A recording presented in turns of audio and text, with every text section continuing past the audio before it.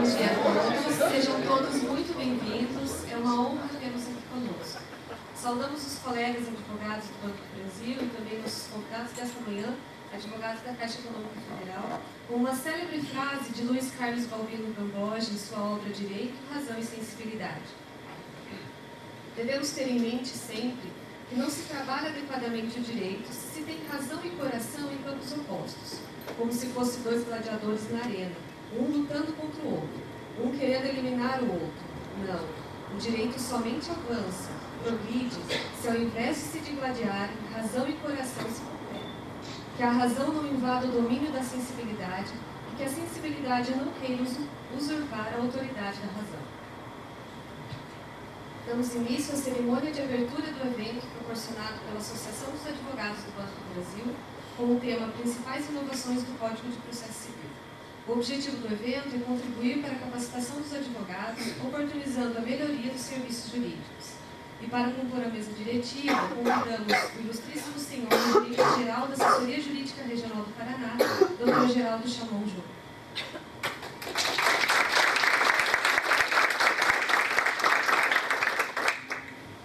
Ilustríssimo senhor presidente da ASAB, Dr. Marco Antônio Paz Chaves.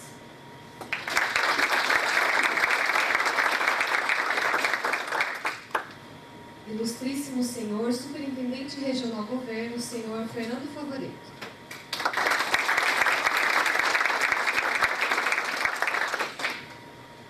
Ilustríssimo senhor gerente de área da Assessoria Jurídica Regional do Paraná, Dr. Renato Chagas Machado.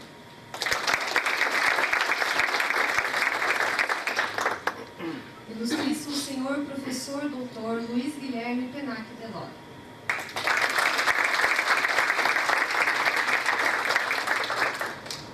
Registramos e agradecemos a presença das seguintes autoridades: Dr. Fernando Scherer, diretor da ASAB, Dr. Joaquim Pereira Nascimento Filho, gerente do Nujur Londrina, Raul César Del Priori, supervisor jurídico do Nujur Londrina, e Marco Antônio Ortiz Machado, gerente do CSA. Com a palavra, o senhor gerente-geral da Assessoria Jurídica Regional do Paraná, Dr. Geraldo Chamon Júnior.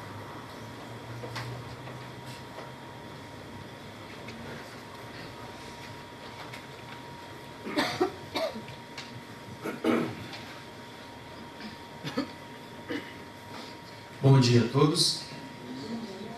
Para nós do Banco do Brasil é uma alegria muito grande termos aqui nessa manhã, num evento promovido em conjunto com a Associação dos Advogados do Banco do Brasil, para tratarmos das principais inovações do Código de Processo Civil.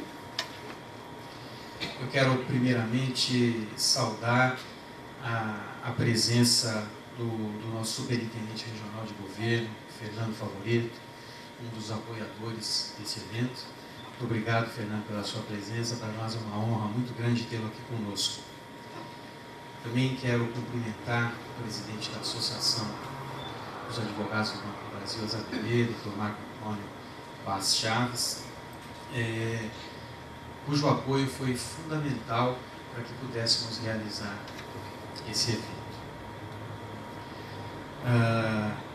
Agradeço também ao Dr. Renato Chagas Machado, meu grande companheiro, com quem divido a responsabilidade da gestão da Júnior Paraná. E gostaria de agradecer também as presenças do Dr. Joaquim Pereira do Nascimento Filho, nosso gerente do Núcleo Jurídico de Londrina.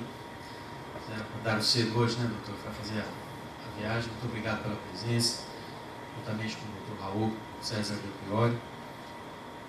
E gostaria de fazer alguns agradecimentos. Primeiramente à associação, pela promoção do patrocínio, né? A superintendência, o governo também, pelo apoio indispensável. Também gostaria de agradecer ao gerente do CSA, o Marco Antônio Ortiz Machado, que gentilmente cedeu esse espaço aqui, tão bonito e confortável aqui para os nossos trabalhos. Muito obrigado pela sua presença, né? Está chegando agora em Curitiba, seja muito bem-vindo. É uma satisfação muito grande tê-lo conosco e a gente espera poder utilizar várias vezes esse lugar aqui, viu, Marco? E também não poderia deixar de agradecer a equipe de comunicação da Ajuda Paraná Boa, que se dedicou muito para a organização. A gente sabe que qualquer evento, professor, ele traz muito trabalho, né? E as pessoas se dedicaram bastante para poder organizar esse evento. Eu saúdo também os colegas da Caixa Econômica Federal que vieram abrilhantar aqui o nosso evento. Doutora Alain comporia ou ainda comporá essa mesa, mas devido a compromissos particulares já assumidos anteriormente, ele ainda não está, mas recebam uma saudação muito especial. Temos muito orgulho de poder dividir aí os andares desse prédio com vocês e estamos aí sempre nos encontrando, trocando algumas ideias. É um prazer imenso tê-los aqui, sintam-se inteiramente em casa, né? E da mesma forma, os nossos colegas da advocacia terceirizada do banco, fiéis companheiros, parceiros de verdade, gostaria de agradecer a presença de todos.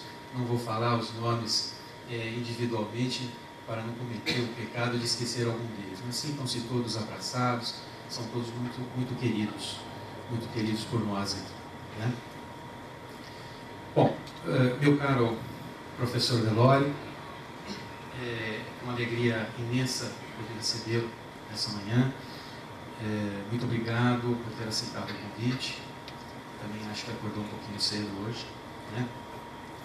Mas a sua vinda aqui, ela tem origem nos comentários que nós recebemos a respeito de uma participação sua no encontro dos advogados do Banco do Brasil no Rio de Janeiro, cuja repercussão foi extraordinária, né?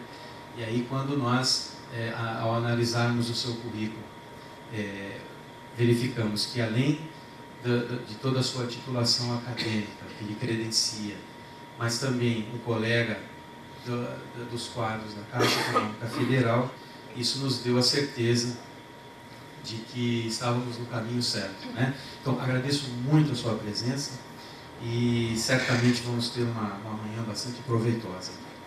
Eu passo, então, a palavra à doutora Michele. Passamos a palavra nesse momento ao senhor Fernando Favoreto, superintendente regional, para nos presentear com algumas palavras. Muito bom dia a todos, sejam todos muito bem-vindos. Gostaria de iniciar cumprimentando o Dr. Chamon e aproveitar para agradecer pelo convite ao Dr. Chamon. Cumprimentar Marco Antônio, né, Dr. Marco Antônio, presidente da Associação dos Advogados do Banco do Brasil, professor Delório, nosso palestrante, Dr. Renato, nossos colegas, né, da Caixa Econômica, sejam muito bem-vindos, né? Nós compartilhamos o mesmo prédio aí, eventualmente nos conhecemos aí do elevador, né? Mas estamos tendo a oportunidade de ter esse contato, sejam todos muito bem-vindos também. E agradecer também a presença dos nossos colegas que não são de Curitiba e dos escritórios prestadores de serviço, né, escritório de advocacia que também presta serviço ao banco. Eu não sou da área jurídica, né, mas por trabalhar à frente da Superintendência Regional de Governo do banco, nós somos grandes demandantes lá, né, Dr. Jamon? Temos uma parcela aí da demanda lá, boa parte vem ali da nossa área, né? A gente acompanhou, né, pela mídia esse debate que estava vendo sobre o novo Código de Processo Civil, né? E é importante, né, gostaria de ressaltar a importância e parabenizar pela proatividade, né? A gente sabe que isso vai entrar a vigência somente no ano que vem, né? Mas desde já estão preocupados, né, e trabalhando esse tema, né, que vai impactar logicamente o dia a dia de todos, né? Então, em nome da Superintendência Estadual do Banco do Brasil, gostaria de agradecer mais uma vez pelo convite. Peço desculpa porque eu vou ter que me ausentar na sequência por conta de um outro compromisso, né, mas gostaria desde já desejar um excelente encontro, uma excelente palestra a todos.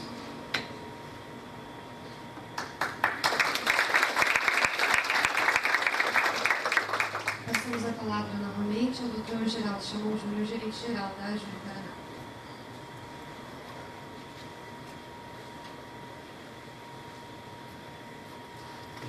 Eu gostaria de aproveitar a oportunidade e para que pudesse também compor a nossa mesa, convidar o doutor Francisco Schelle, que nos acompanha aqui também. Por favor, diretor da nossa Associação dos Advogados do Banco do Brasil.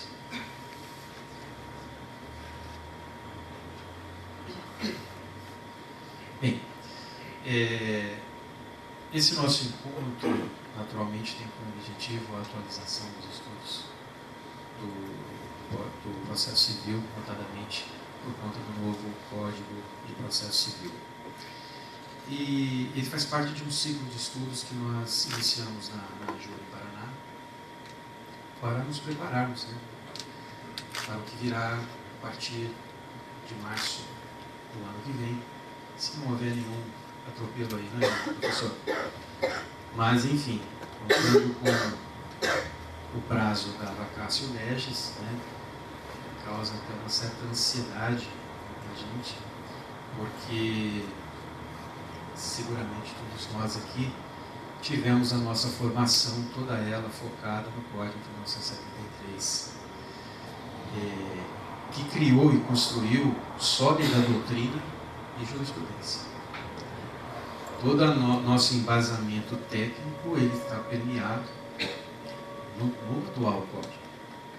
E seguramente será um grande choque para nós esses primeiros contatos, que nós não sabemos, Favoreto, quanto tempo demora esses primeiros contatos, né? Nós podemos até, como exemplo, professor Eduardo, quanto tempo levamos para entender o real significado do artigo 475J para o cumprimento de sentença, se o advogado deveria ou não ser intimado, algo que parecia ser tão óbvio. Quantos anos foram para chegarmos a essa conclusão, inclusive com intervenções as mais diversas do Superior Tribunal de Justiça, dos tribunais estaduais, né? E eu fico imaginando como é que nós vamos dialogar com os juízes em questões como a prestação jurisdicional por inteiro, né? Fundamentar todas as suas decisões, contraditório pleno. Eu acredito que nós vamos ter aí uma longa caminhada para podermos nos acostumar novamente com esse que talvez seja, talvez não, eu vou afirmar, a principal ferramenta de trabalho do advogado ou de qualquer outro profissional ligado ao direito, é o que é o Código de Processo Civil, né? E também, para nós especificamente, que advogamos para duas grandes instituições financeiras, duas grandes corporações, como será o nosso tratar daqui para frente com o manejo dos recursos, por exemplo? A que custo isso vai ser feito? Quais serão as novas estratégias? Como é que nós vamos nos comportar diante desse novo código, na medida em que o processo terá um preço um pouquinho mais alto? Mas aí, professor, eu acho que eu vou deixar essas questões para o senhor resolver para a gente, né? E por conta disso, eu devolvo a palavra à doutora Michelle para a apresentação do nosso palestrante. Passamos a palavra agora ao professor Dr. Luiz Guilherme Pinac Polori, dono de um extenso currículo, professor de Direito Processual Civil da Universidade Presbiteriana Mackenzie, ex-assessor do STJ, advogado da Caixa Econômica Federal, membro do Instituto Brasileiro de Direito Processual, Instituto Pan-Americano de Direito Processual e da Comissão de Processo Civil da OAB São Paulo, diretor do Centro de Estudos Avançados de Processo, entre outros. É uma honra a sua presença neste evento, professor, e a palavra é toda sua. Muito obrigado. Em primeiro lugar, agradecer a todos pela gentil acolhida, especificamente na pessoa do Dr. Geraldo Chamon, muito gentil, muito simpático, já trazendo uma série de provocações. Só para essas provocações eu poderia ficar horas aqui a fio debatendo. Então, especificamente na pessoa do Dr. Geraldo Chamon, agradeço a todos os colegas do Banco do Brasil. Também agradeço as palavras do senhor Fernando Favoreto, como já destacado aqui por ele, né, um dos grandes demandantes. Então precisam também os colegas das áreas ficar cientes das modificações que vem por aí, porque todo mundo vai sentir isso daí. Agradecendo, cumprimentando, conheci agora o Dr. Renato Machado, já faço aqui de público. Ele disse que tem um artigo pronto a respeito de um assunto interessante referente à responsabilidade civil dos sindicatos. Então, a gente, na Caixa, nós temos a revista da Associação dos Advogados, da Caixa, a revista da Advocef, que já fica para ele o convite, o qual estendo para todos os colegas que quiserem publicar. É um veículo, já temos 10 anos na revista, ela tem periodicidade semestral, então todos se sintam convidados para isso. E agradecer aos colegas das ABB, especificamente o Dr. Marco Paz, que já nos conhecemos aí de alguns outros projetos, cada vez mais a Associação dos Advogados da Caixa de Vocef com as ABB tem estreitado a relação, temos feito uma série de questões em conjunto, estivemos juntos na segunda-feira, debatendo temas relacionados à participação nossa na OAB São Paulo. Conheci o Dr. Fernando aqui também, que é um prazer. Francisco. Agradeço então a todos pela receptividade. Por uma questão, para ficar mais simples, mais fácil, até ficar para a gente conversar mais adequado, vou falar de pé, até para que eu possa manusear o equipamento mais fácil. E aí, se os colegas da mesa, se quiserem, claro, fiquem à vontade para ir para frente, fica mais fácil. Ok?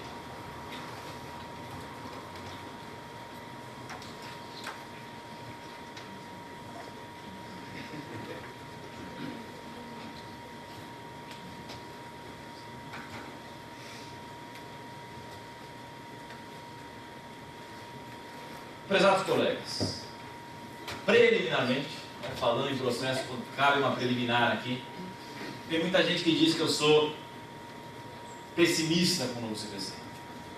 Então, já de antemão, para não ter problema nenhum, não me considero pessimista com o novo CPC.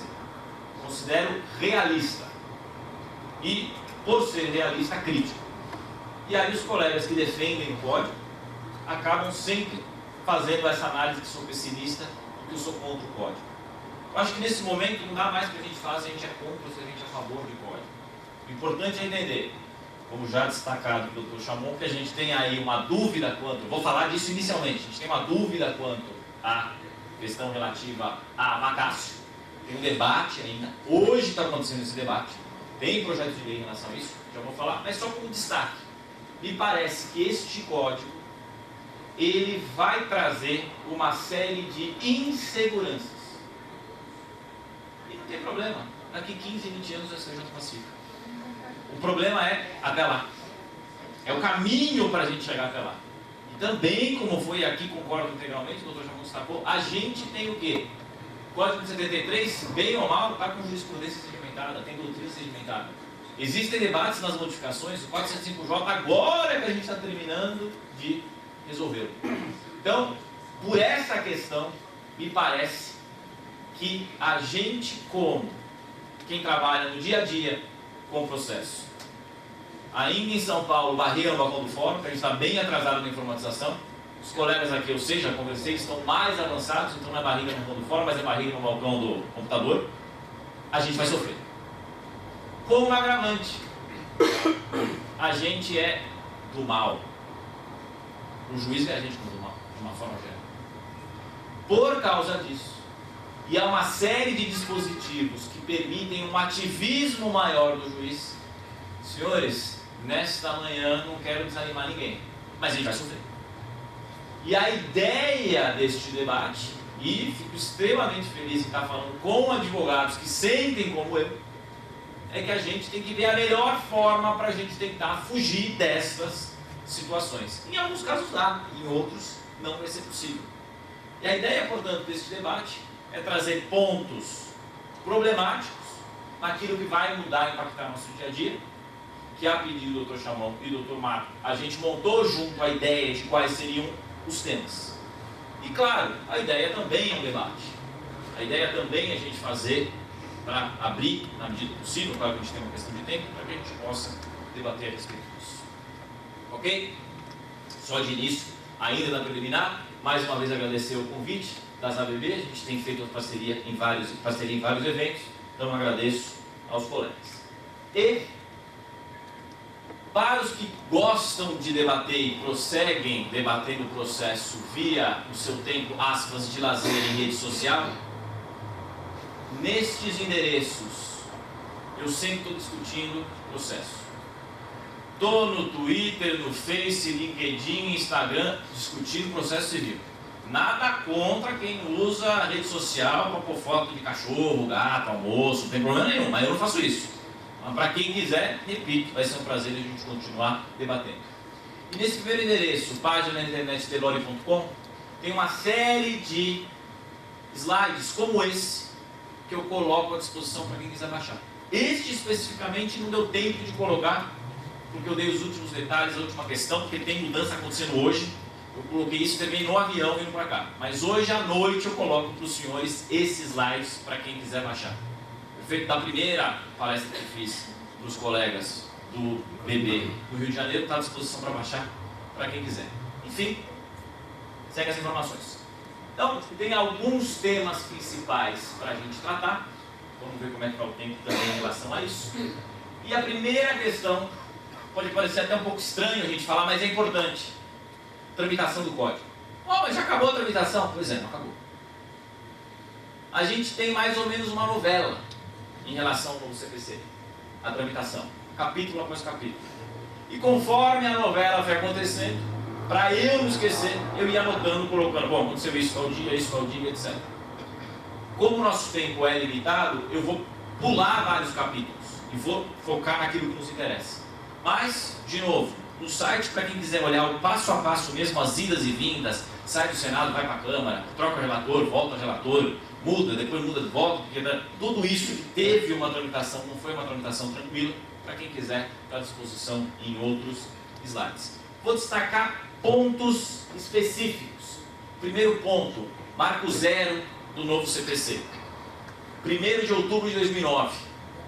Estamos indo para 6 anos, quase chegando, amanhã. 1º de outubro de 2009. Presidente do Senado, do nada mesmo, edita uma portaria e coloca 11 nomes para elaborar uma comissão, gente altamente qualificada, por favor, nenhuma crítica ao código pode ser confundida com os autores. Daqui do Paraná, o professor Medina, e a professora, aqui entre Paraná e São Paulo, Tereza Rudolph Vamber, a Didi, né, o pessoal do processo. Do Paraná, estes dois colegas, para elaborar um projeto de novo código em 6 meses. Tempo pouquíssimo, pouquíssimo. Só que este projeto, este debate, isso não era uma demanda nem da advocacia, nem da magistratura, nem da academia dos estudiosos do processo. Foi mais um negócio, criamos uma comissão. Tanto que discussões relativas a... Fica melhor.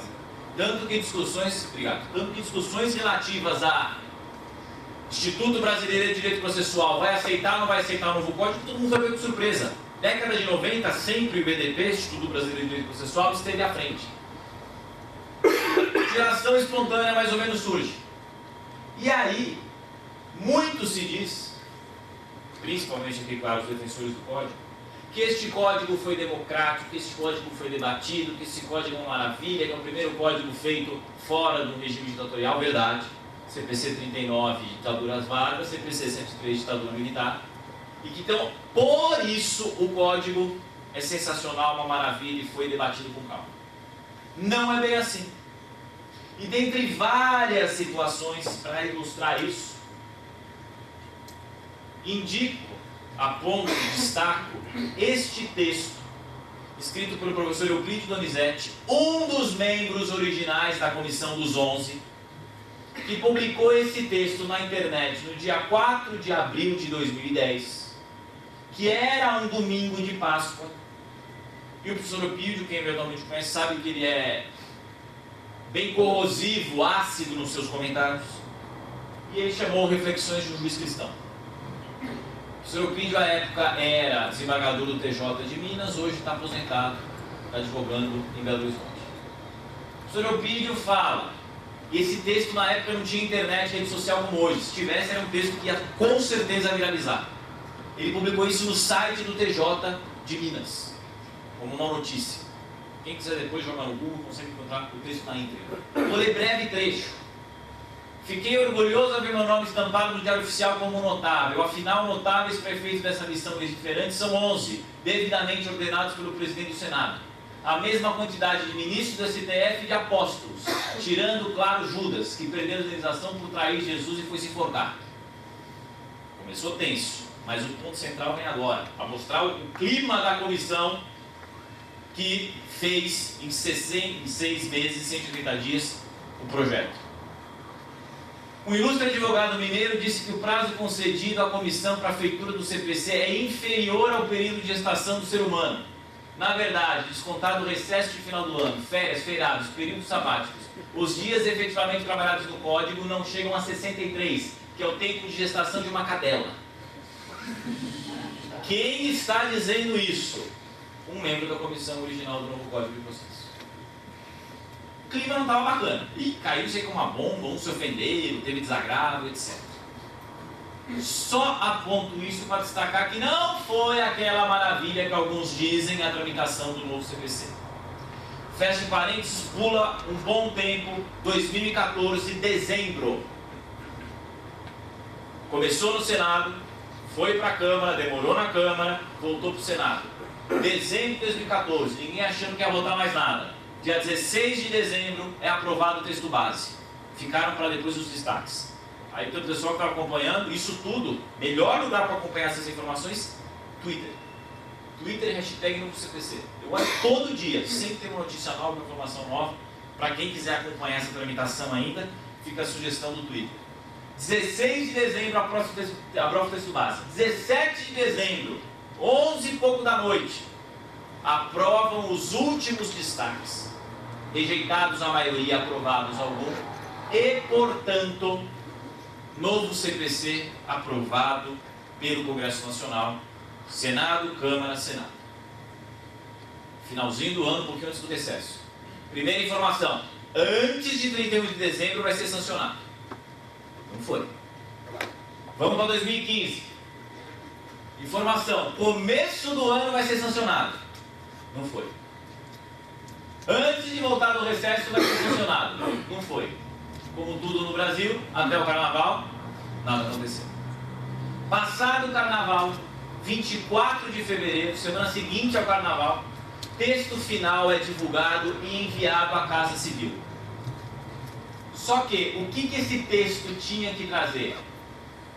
Ora, o texto aprovado no dia 16, apenas com as retificações dos destaques aprovados no dia 17. Foi isso que aconteceu? Não. Houve realmente uma grande revisão. Parágrafo virou artigo, artigo virou parágrafo. Poderá virou deverá. Deverá virou poderá. E nós sabemos que há uma enorme diferença entre um texto normativo constar de um parágrafo, em que ele deve ser interpretado à luz do caput, ou ele constar de outro artigo, sem falar do poderá por deverá. Logo, estas alterações, do ponto de vista formal, são inconstitucionais. Não sei se se recordam, o ex-ministro, ex-constituinte Nelson Jobim deu uma entrevista alguns anos após a Constituinte, dizendo que no apagar das luzes da Constituição de 88 eles fizeram algumas modificações de redação. E isso ganhou um apelido carinhoso de jobinada. Essas são as jobinadas do novo CPC. Para quem quiser ler um pouco mais, indico 2 textos que estão no site j.ifo, não sei quem conhece aqui, tipo Migalhas, Conjuro, e o J publica uma série de questões a respeito do novo CPC. Junto com outros 4 colegas de vários estados do Brasil, eu publico semanalmente uma coluna sobre o novo CPC, segunda-feira. E esse primeiro texto é um que eu sou coautor, dizendo exatamente exemplos dessas situações de poderá por deverá, de parágrafo que virou artigo e vice-versa. Que a rigor, isso deve ser declarado inconstitucional pelo Supremo. Se vai ser ou não é outra história. Só que eu estou dizendo que além de todos os debates relativos ao código em si, a gente tem um debate quanto à constitucionalidade do texto. E o segundo artigo indicado, o segundo link indicado, é do professor Cássio Scarpinella Bueno, que inclusive faz menção ao texto nosso, ele pega como se fosse ponto de partida esse texto anterior e depois avança. Então temos este problema, sem falar na aplicação do código em si, temos esse problema de constitucionalidade. Em 16 de março de 2015, finalmente o texto é sancionado. Com vetos. 7 vetos. Semana passada, junto com os vetos que foram apreciados pelo Congresso, os vetos foram mantidos.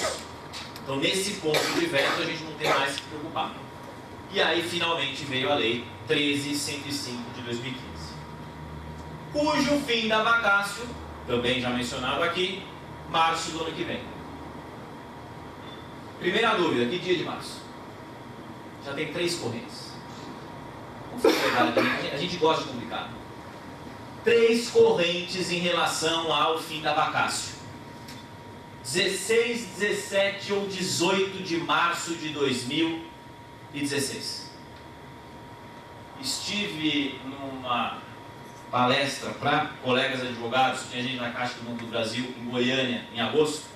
Inclusive estava o colega de vocês, o Dr. Ranulfo, que era o gerente de lá. Como todos os colegas, tem sido a regra, né? Muito simpáticos, muito agradáveis. E a gente estava lá em Goiânia. Aí nessa hora que eu falei dessa dúvida, veio um advogado muito espirituoso e fala: Delore, você já me deu uma ótima informação para o ano que vem. Já sei quando eu vou tirar férias.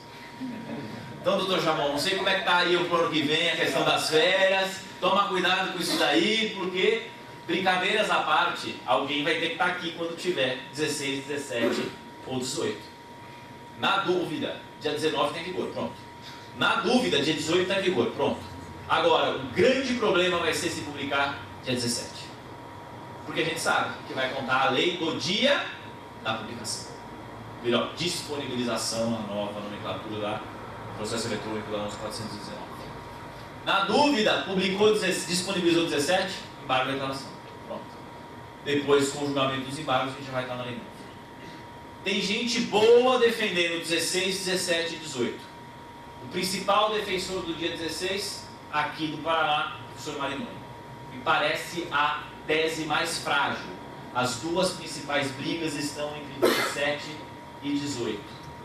Aqui uma outra indicação de um texto em outro site, justificando.com, de um colega professor da PUC São Paulo, excelente texto, em que ele analisa todas as variáveis, cita autores defendendo, criticando cada uma delas, dá a opinião dele e, inclusive, sugere que seja editada uma lei para deixar claro o dia. Seria excelente, para a gente não ter esse problema. Mas, por que tem esse debate? As duas principais correntes, insisto, 17 e 18 de março de 2016. A dúvida decorre da interpretação de ano. A Lei Complementar 95 e 98, os colegas conhecem, a nova Lei das Leis, que regula o processo legislativo, no parágrafo 1º do artigo 8º destaca: contagem de prazo para entrada em vigor das leis que estabeleçam período de vacância faz com a inclusão da data da publicação e do último dia do prazo, entrando em vigor a lei no dia seguinte. Qual que é o problema? Como é que a gente conta um ano? Até nisso a gente tem dúvida. Corrente do dia 17. Publicou dia 17 de março de 2015. Um ano vai ser dia 16. Consequentemente, se entra em vigor no dia subsequente, vai dar dia 17. E a outra corrente do dia 18. Publica em 17. O Código Civil aponta que ano é exatamente o mesmo período no ano seguinte. Logo, se publicou no dia 17, um ano dá no dia 17 de março de 2016, e a